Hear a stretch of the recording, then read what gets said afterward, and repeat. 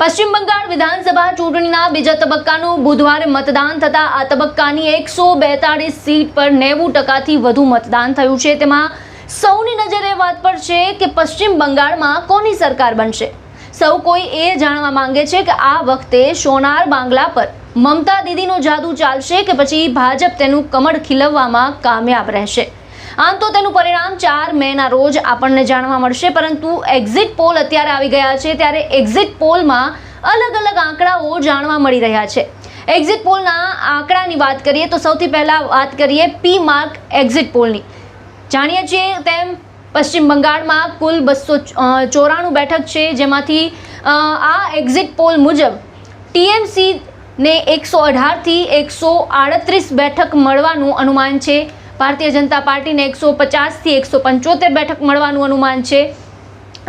કોંગ્રેસ અને લેફ્ટ છે તે શૂન્યમાં હોય તેવી હાલ આ કહેવાય કે અપેક્ષા રાખવામાં આવી રહી છે। વાત કરીએ હવે મેટ્રિક્સ એક્ઝિટ પોલની, તો ટીએમસીને આ એક્ઝિટ પોલ મુજબ 125થી 140 બેઠક મળવાનું અનુમાન છે। ભારતીય જનતા પાર્ટીને 146થી 161 બેઠક મળવાનું અનુમાન છે અને અન્ય પક્ષ છે તેમાં 6 થી 10 બેઠક મળે તેવું હાલ અનુમાન આ એક્ઝિટ પોલ મુજબ લગાવવામાં આવી રહ્યું છે। હવે વાત કરીએ પીપલ્સ પલ્સ એક્ઝિટ પોલની, તો પીપલ્સ પલ્સ એક્ઝિટ પોલ મુજબ ટીએમસીને 177થી 187 બેઠક મળવાનું અનુમાન છે। ભારતીય જનતા પાર્ટીને 95થી 110 બેઠક મળવાનું અનુમાન છે। કોંગ્રેસ અહીં ખાતું ખોલાવતી હોય એ રીતે 1 થી 3 બેઠક મળે તેવી આશંકા વ્યક્ત કરાઈ રહી છે, જ્યારે લેફ્ટને 1 બેઠક મળે તેવી હાલ સંભાવના આ એક્ઝિટ પોલમાં જોવા મળી રહી છે।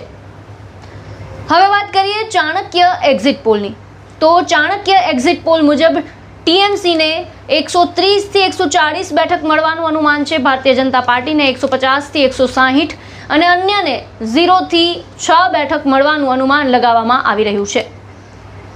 વાત કરીએ હવે જનમત એક્ઝિટ પોલની, તો અહીં મમતા દીદીની પાર્ટી ટીએમસીને 195થી 205 બેઠક મળવાનું અનુમાન છે। ભારતીય જનતા પાર્ટીને 80થી 90 બેઠક મળવાનું અનુમાન છે।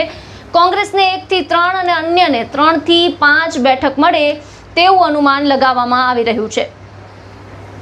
તો તમે આ જે તમામ એક્ઝિટ પોલ જાણ્યા, એક્ઝિટ પોલનું આમ તો હાલ એક્ઝિટ પોલ જ સામે આવ્યા છે। આવતી 4 મેના રોજ તેના પરિણામ છે તે આપણને જાણવા મળશે, પરંતુ આ બધાની વચ્ચે આ એક્ઝિટ પોલને લઈને અને આપના શું વિચાર છે પશ્ચિમ બંગાળના તમામ જે આખા 2 તબક્કામાં જે મતદાન થયું છે તેને લઈને જે સમાચારો આપણે જોતા આવ્યા છીએ, ત્યારે આપનું શું કહેવું છે અમને આ કમેન્ટ બોક્સમાં જણાવો અને અમારી ચેનલને લાઇક, શેર અને સબસ્ક્રાઈબ કરવાનું ભૂલશો નહીં।